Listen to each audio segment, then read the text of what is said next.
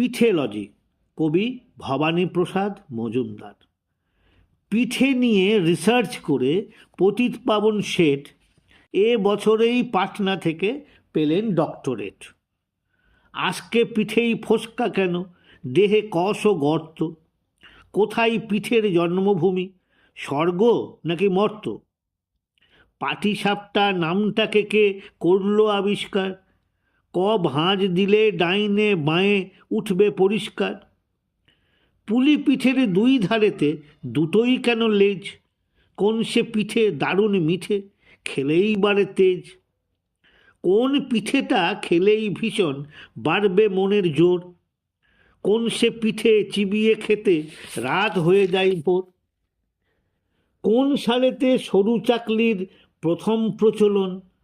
কোন দেশেতে মুগ সাউলির আদর সারাক্ষণ?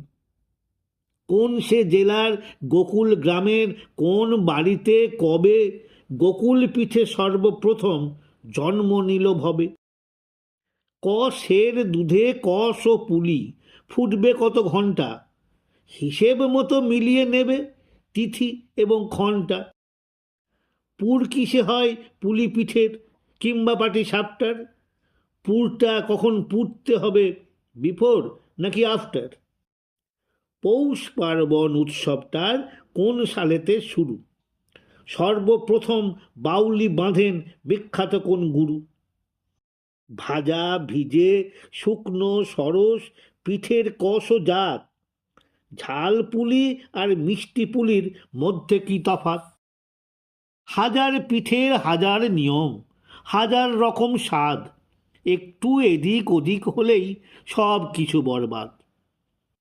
এমনি করে তথ্য লিখেই পতিতপাবন শেঠ বিশ্ববাসীর মুন্ডগুলো করেই দিলেন হেঁট।